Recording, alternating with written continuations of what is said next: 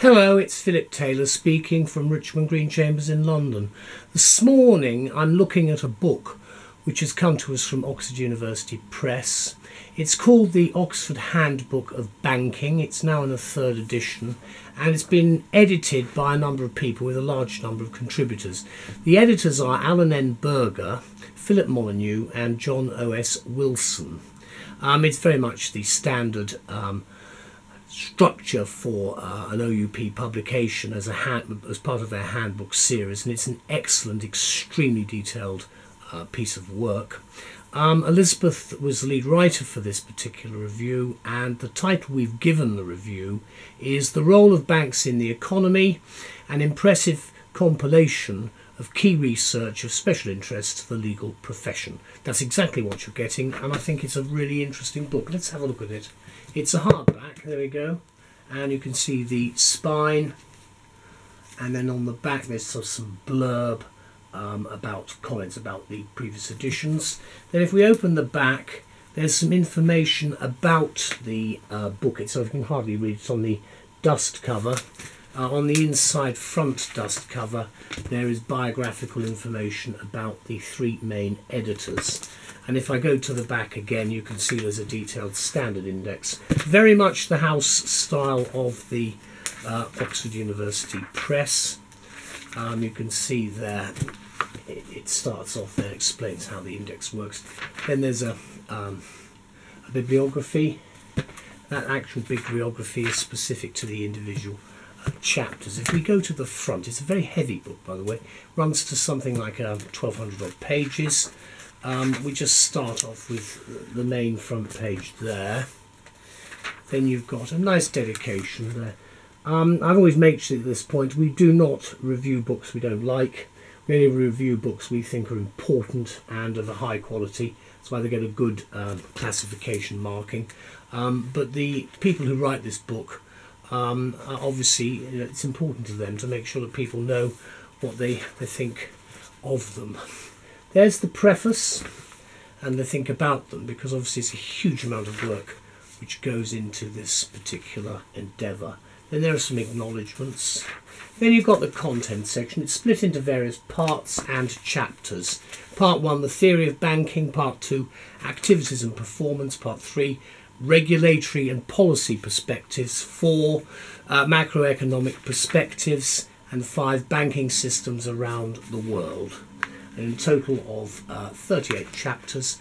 A list of figures which appear in a large number of figures, of course, banking, what you expect. Tables, of course, as well. Lots of tables. Lists of abbreviations, very helpful indeed when you're actually trying to work out what the banking world calls various things. I think it's relevant to at least have that information. You can see it's a large list of abbreviations running all the way through. And then we get from there to the list of contributors. A large number. I cannot mention all of them by name, alas, but they are very well-known people in their own fields. I'm just running through all the way through, and then we get from there to the beginning of the book. And as you can see, you've got chapter 1, which is the introduction, and you've got some subheadings. And as we go through the book, just as I sort everything out here, we go through the book itself, you will see that there isn't that much. Just sometimes there's quite a lot of referencing, and then at the back there's referencing and the bibliographical information. But it is an important book for the 21st century, and of course for the new decade that we're now in, 2020. Now, what do we then say about the book? We say this, now in a third edition from Oxford University Press. It's called the Oxford Handbook of Banking. And it's become what we say to be the definitive and very accessible work of reference for anyone connected professionally with banking, which in the UK contributes mightily not only to a large chunk of the United Kingdom economy, but to the economic well-being of legions of other economies worldwide. And with these thoughts in mind, this is not merely a handbook for bankers, it's more than that. Lawyers, we think in particular, who advise financial services clients will almost certainly view it as a source of insight and of information into the intricacies and the complexities of this key industry. Note, for example, of course, that in the preface, the editors, Berger, Molyneux and Wilson, point out that for any number of reasons, many of them linked to the disasters of 2007 to 8, quote, banks now have to spend more on regulatory compliance.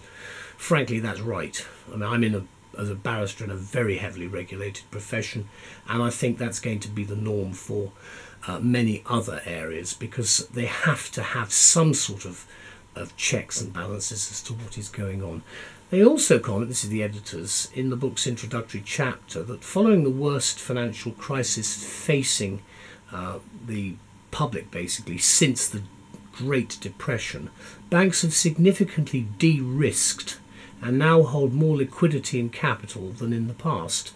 The point is also made that tougher capital rules for large banks, agreed at the end of 2017, are due for implementation by 2022, and we suggest lawyers take note. But as I say, this is a very detailed book. Over more than 1,200 pages and 38 chapters, the book provides a formidable repository of the expertise of at least 80 contributors, described as a who's who of the top researchers in the field. And actually that's quite a mass number of people to be involved in a publication. So we're very grateful to OUP for bringing them together. And of course one of the book's most fascinating chapters is the one on risk management in banking. And the contributors Linda Allen and Anthony Saunders explain that financial institutions are risk intermediaries. Of necessity, they maintain an inventory of risk which must be measured accurately in order to ensure that risk exposure does not threaten the bank's insolvency. Reference is made here to the mispricing of risk, which is the case of subprime mortgage securities, emerging, of course, as it did, as a factor in the precipitating the 2007 credit crisis. And so I think it's important to, of course, consider that particular point. And in answer to the question of why do we care, the writers refer to the economic wreckage generated by said credit crisis and the clear evidence that systematically important banks can set off a chain reaction of financial contagion when they become distressed. Such is, and I love the words there, rather good words, don't you know. Such is the impact then of the banking industry in the wider economy. And as I say, they do have a very special place because of the nature of what they do. And in fact, history has shown that down the centuries. Let me conclude by saying this. It's a carefully researched book and it's clearly written. So this handbook has become regarded as well-nigh indispensable in enhancing an understanding of banking and the banking industry among a wide readership, which includes academics, legal practitioners, and indeed anyone involved professionally with the financial sector.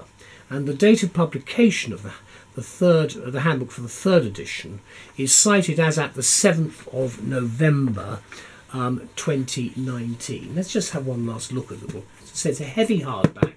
It's a heavy book there. Just opening it in the middle, you can see here small business lending. That's quite an important area for someone like myself. You can see references at the back. That's the end of the chapter. And of course a lot of references you see for this particular thing. So the referencing is actually available in the at the back of the chapter. And what you do have is, as is normally the practice, you have a conclusion at the end of each chapter and then acknowledgements and references. And I think it's quite important to see that each of these chapters are properly structured. So you see here, there's the small lending one, starting with the introduction and then running through. And it just mentions the names of the people who've written it at the beginning. A very good book indeed. As I say, thank you very much to OUP for continuing to produce these handbooks. They make our lives a great deal easier. I, amongst many other people, are very grateful. Big thank you to everybody. Bye-bye.